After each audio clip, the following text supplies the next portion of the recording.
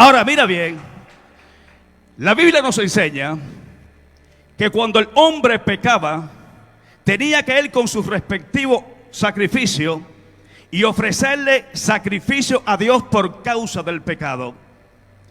En el capítulo 9, versículo 9, me gusta esa parte, porque dice, escucha bien, que los sacrificios que hacía el hombre y las ofrendas no podían hacer perfecto en cuanto a la conciencia a los que practicaban ese culto.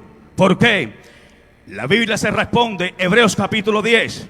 Hebreos capítulo 10, versículo 4, dice que la sangre de los toros y de los machos cabríos no podían quitar el pecado.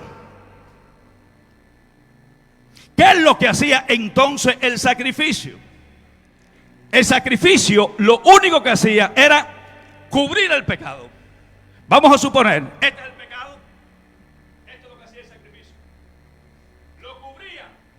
Diga conmigo, lo cubría, pero no lo quitaba. La culpabilidad del hombre quedaba en la conciencia. Y lo único que hacía el sacrificio era aplacar la ira de Dios sobre el pecador. Dios le remitía su pecado, porque la Biblia dice que sin derramamiento de sangre, Hebreos 9:22, no se hace remisión de nuestros pecados. ¿Y por qué la sangre, pastor? ¿Es que Dios es un sanguinario? No. Levítico capítulo 17, en el versículo 11, dice que la vida de la carne en la sangre está. Y yo se le he dado a vosotros para hacer expiación sobre el altar por vuestras almas. Y la sangre misma hará expiación por la persona. Te lo voy a explicar.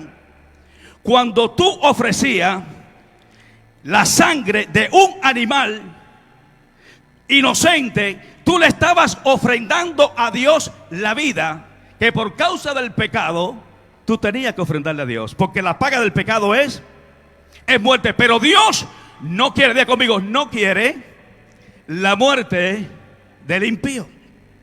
Entonces, ¿qué hace Dios? Como Dios no quiere la muerte del impío, Dios entonces realizó en el antiguo pacto sacrificio para poder expiar los pecados de los hombres. La palabra expiación viene de la palabra hebrea kipurín de kafar, que significa cubrir el pecado o hacer un pago equivalente por él.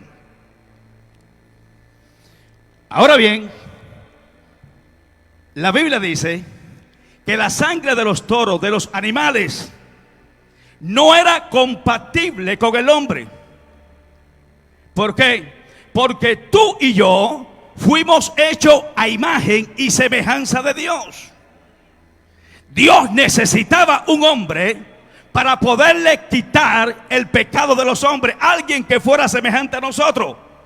Pero la Biblia dice que no hay justo ni aún uno, por cuanto todos pecaron, estamos destituidos de la gloria de Dios. ¿Alguien puede alabar el nombre del Señor?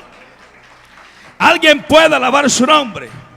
Los animales no eran compatibles con nosotros. La sangre de los animales estaba en una categoría que no podía quitar el pecado de los hombres. Dios busca un hombre, no hay ningún hombre, y como no hay ningún hombre que pueda quitar el pecado, Dios crea un plan perfecto a través de la persona de Jesucristo. Vamos, diga, Jesucristo vino a reformar todas las cosas. Me gusta lo que dice: pero estando ya presente Cristo, Dios mío, sumo sacerdote de los bienes venideros, por el más amplio y más perfecto tabernáculo, no hecho por mano, es decir, de esta creación, entró una vez y para siempre al lugar santísimo, no por la sangre de los toros, sino por su propia sangre. Porque si la sangre de los toros y las cenizas de la becerra Dice, limpian a los inmundos. Dios mío, siento la presencia de Dios. Limpian a los inmundos para la purificación de la carne. Cuanto más la sangre de nuestro Señor Jesucristo, el cual se dio mediante el Espíritu eterno, limpiará ¿dónde? Diga, mi conciencia de obra muerta, para que ahora yo pueda servir al Dios vivo. ¿Alguien puede alabar a Dios? ¿Dónde estaba la culpabilidad del hombre? Diga conmigo, en la conciencia. La sangre de los toros y los machos cabríos no podía limpiar tu conciencia, porque la conciencia es una parte del espíritu.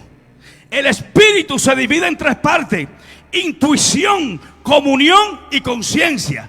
Lo único que puede limpiar la conciencia de los hombres es la sangre inmaculada de nuestro Señor Jesucristo. Alguien puede alabar y glorificar su nombre.